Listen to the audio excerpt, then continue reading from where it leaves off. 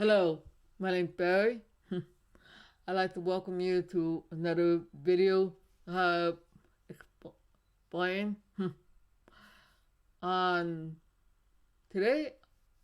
Let's take a look at a book that I found very helpful in my uh, in my walk with Christ Jesus.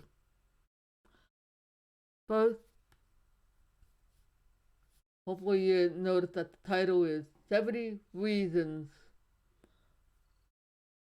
for Speaking in Tongues. And I can tell you, this book was very revolutionary and very helpful.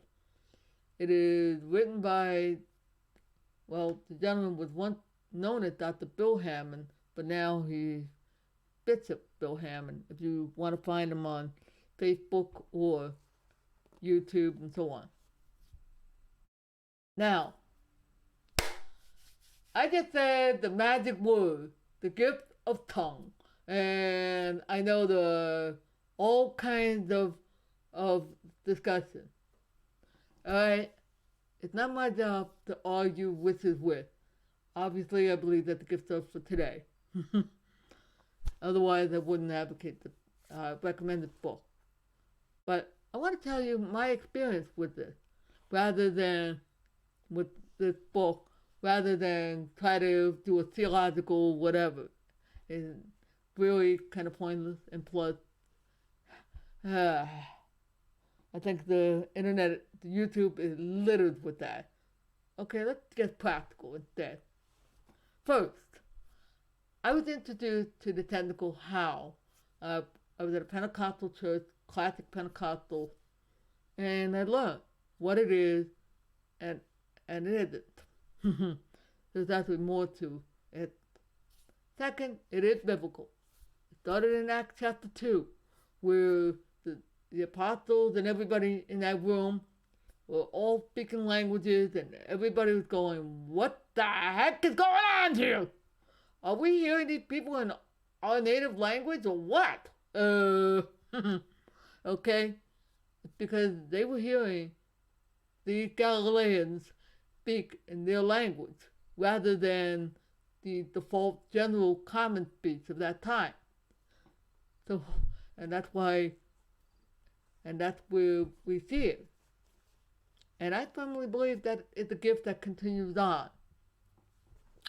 Later, Paul talks about the gift of tongue as if in a way of building up our individual self rather than revealing wonderful things to other people. And I'll tell you, when I first was given a little bit more of an education, uh, it, I can understand the zeal, but I actually needed to know how it relates to what I'm called to do rather than that. Now, you may ask the question, okay, what the heck does this have to do with a computer? Well, it's not a clickbait. Actually, Dr. Bill Hamon used that same analogy. Uh, so, and I'm not copycatting. It's more like, Bill, you have no idea how appropriate that title, that term, analogy is. Here's what it is in my own term. I've been using computers for years, and I can tell you that you can do far more with a computer than you can ever imagine. And most of us just use, I just use it to run a basic spreadsheet or write a book or article, whatever. That's the most a lot of us use it for. In comes the gamer who is playing top line games like Fortnite, uh, PBUG, or whatever. Sorry, guys, or Battlefront, whatever. Well, guess what? They'll look at a computer and say, "Oh, come to Papa!" If they saw state of the art PC, because they're usually the one using it. Then you got people who use it professionally to create YouTube videos, either as simple as this or super elaborate. And I know some great YouTube personalities who do just that. it really depends on what you want to do and where you want to go. Guess what? The gift of tongue is kind of like that. It really depends on your need. And that's where Bill starts off. And I invite you to get the book and look through the first couple of chapters. Because Bill actually explains, here's the biblical background that you need to know. Here are the facts regarding this. He's not hyping it up. He's not going, oh, you should do this. No, he's saying, hey, here's the fact. I want you to give you the groundwork so you can make a decision for yourself about that gift. And second, he doesn't, and I'm very thankful that he started with what is my needs rather than something that's not even relevant to me.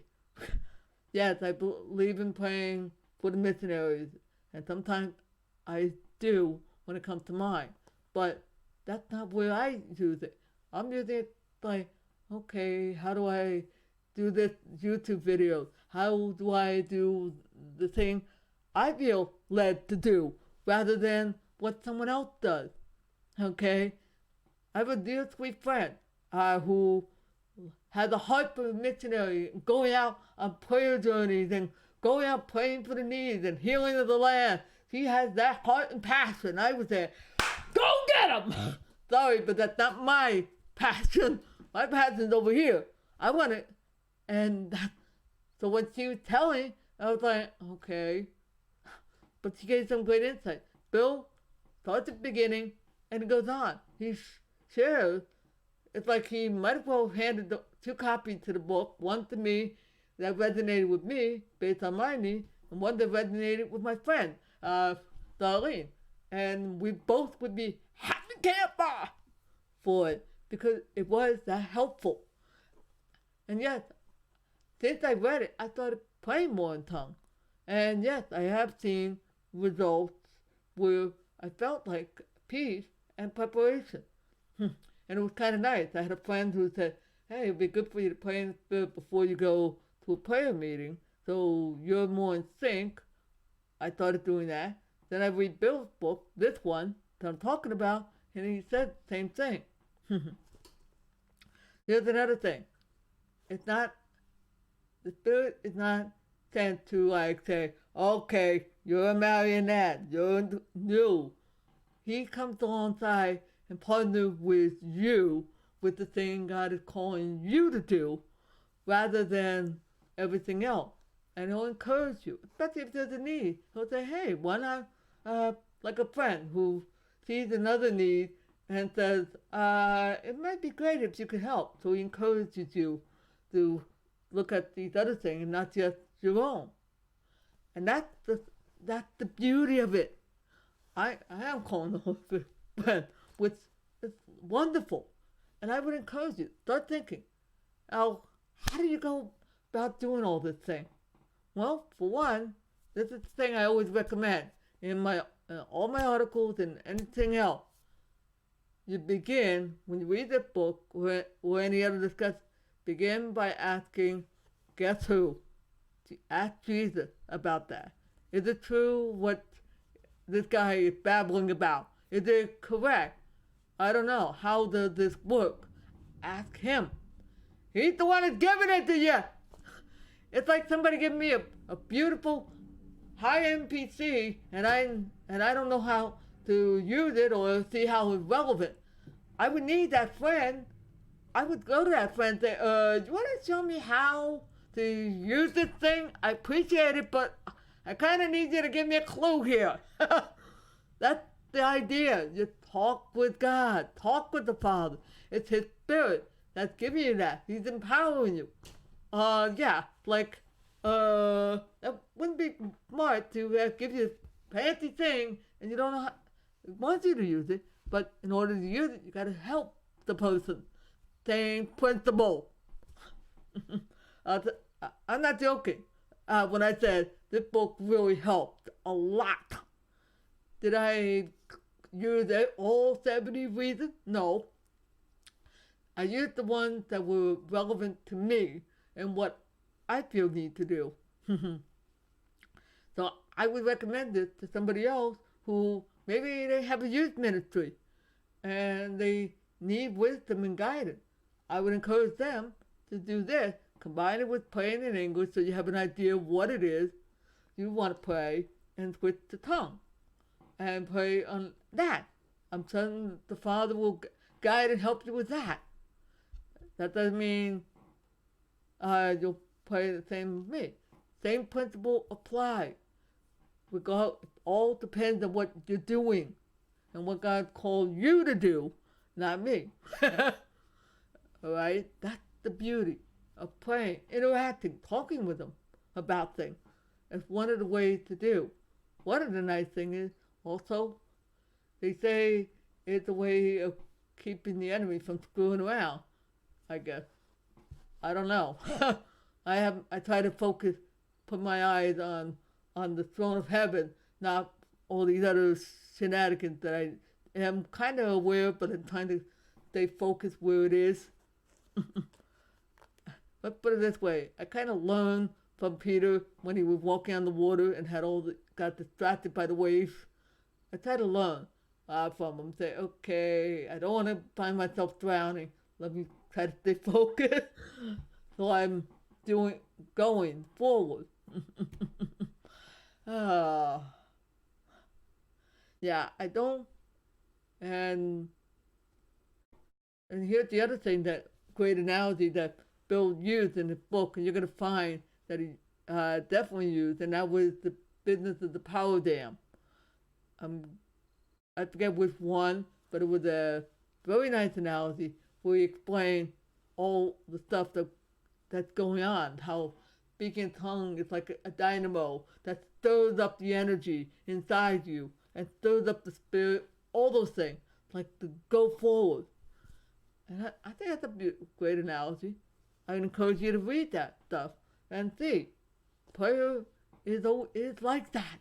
Even if you're not into tongue, read it and apply it to regular everyday prayer. Okay? You'll benefit from it. Oh boy. That's the beauty. Oh, I'm definitely going to have to, I know exactly what tag to put in for this, prayer.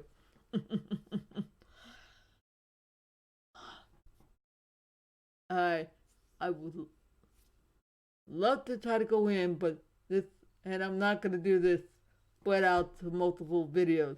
I've seen how well the other videos perform. It's a little early, but not so much. But I do want to encourage. If you want me to talk more about this stuff, some of the things I've read, I encourage you to let me know, and I may eventually come back to this book or do it with some other books. All right. Hey, I want to thank you for your time.